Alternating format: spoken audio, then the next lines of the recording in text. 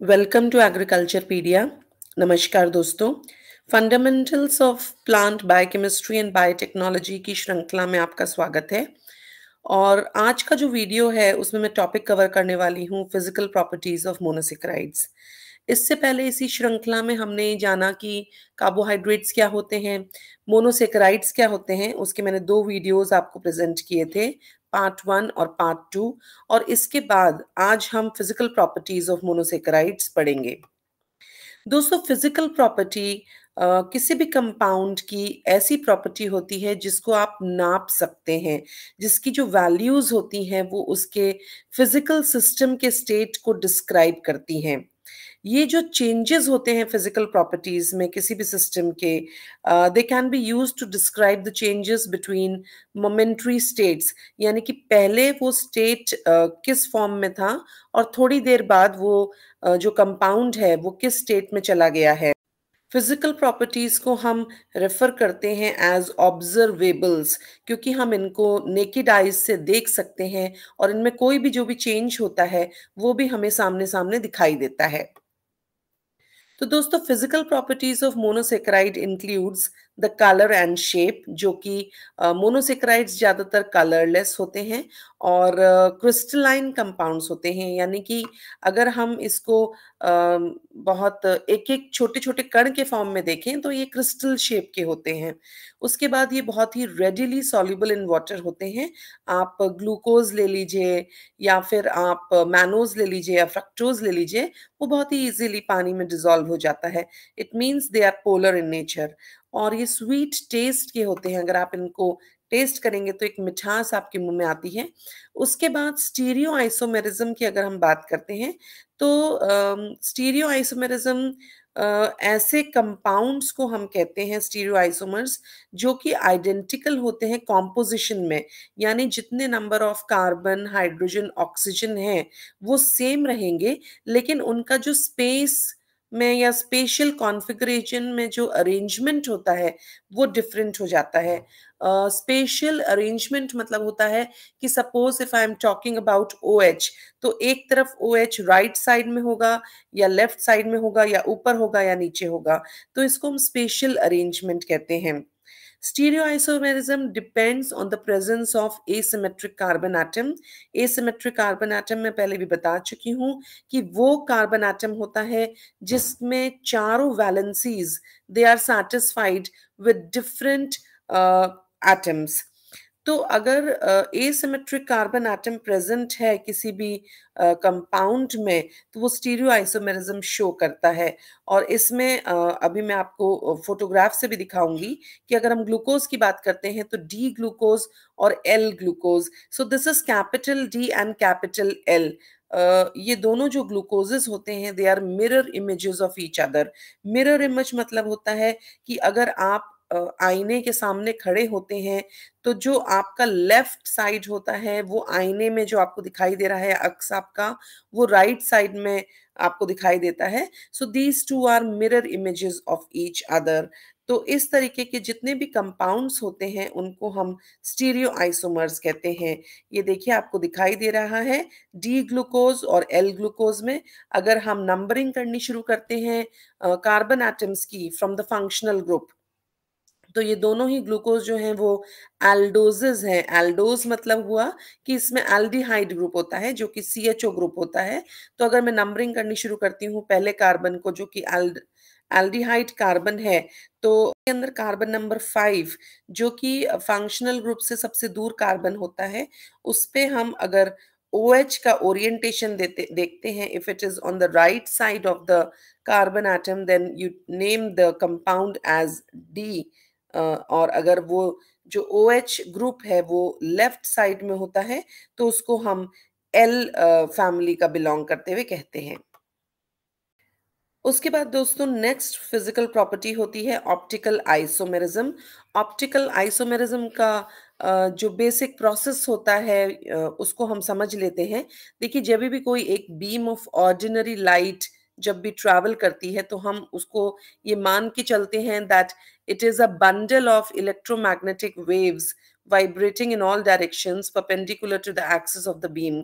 यानी लाइट जो होती है वो एक इलेक्ट्रोमैग्नेटिक वेव की तरह एक्ट करती है, जो कि वाइब्रेट हो रही है यानी हिलती-डुलती रहती है in the directions perpendicular to the axis.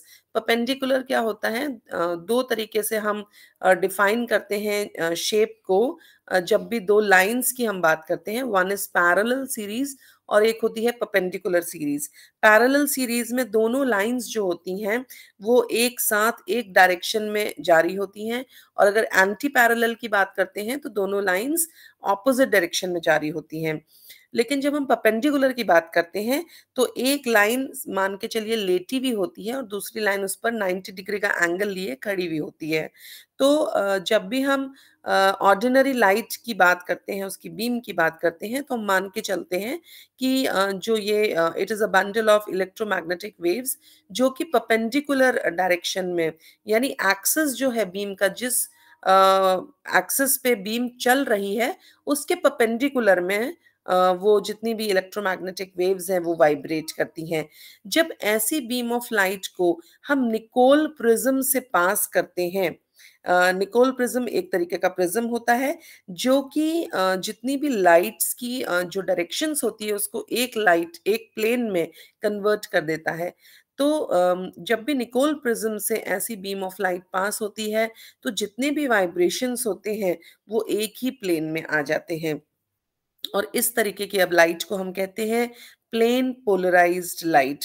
तो जब भी कोई एक प्लेन पोलराइज्ड लाइट की बीम हम पास करेंगे किसी भी ऑप्टिकल आइसोमर के सॉल्यूशन में, तो अगर वो प्लेन पोलराइज्ड लाइट रोटेट होती है लेफ्ट की तरफ, तब हम इसको लीवो रोटेशन कहते हैं। और अगर ये जो प्लेन पोलराइज्ड लाइट है ये रोटेट हो जाती है to the right, then it is known as dextro rotation. और ये जो फिनोमिना होता है ये फिनोमिना एसिमेट्रिक कंपाउंड्स एग्जिबिट करते हैं, और इस फिनोमिना को हम कहते हैं ऑप्टिकल आइसोमेरिज्म। दोस्तों, पोलरीमीटर एक ऐसा इंस्ट्रूमेंट है जिससे हम specific rotations of optical isomers को डिटेक्ट कर सकते हैं। इस पे काफ़ी सारे क्वेश्चंस पूछे जा सकते हैं, और जो ऑप्टिकल एक्टिविटी है उसको हम एक्सप्रेस करते हैं कि अगर लीवो रोटेटरी है तो उसको हम स्मॉल एल और माइनस के साइन से रिप्रेजेंट करते हैं, और अगर डेक्स्ट्रो रोटेटरी है तो उसको हम स्मॉल डी और प्लस के साइन से डिपिक्ट करते हैं।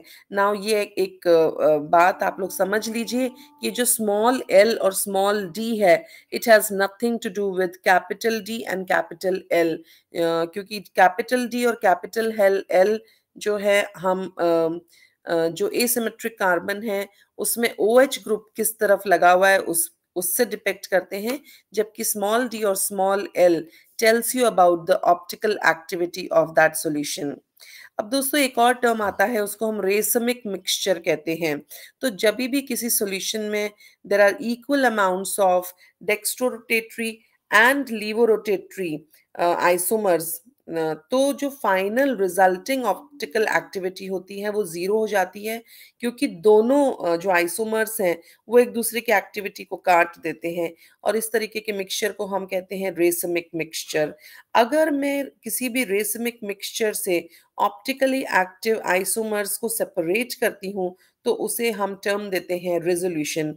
दोस्तों ये जितनी भी टर्म्स हैं इस पर डायरेक्ट क्वेश्चंस उठ करके आते हैं। अब हम बात करेंगे म्यूटा रोटेशन की।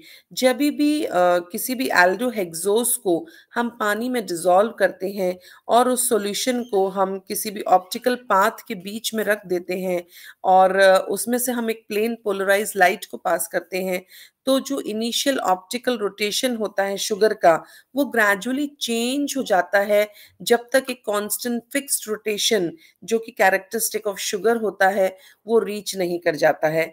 तो ये जो फिनोमिना है for the change of rotation, this is called म्यूटा rotation.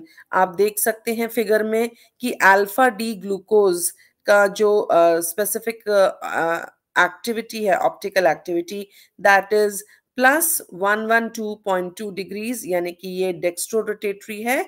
और जो इसी के साथ एक और आपको इसका आइसोमर मिलता है, that is beta D glucose, उसकी ऑप्टिकल एक्टिविटी होती है +18.7।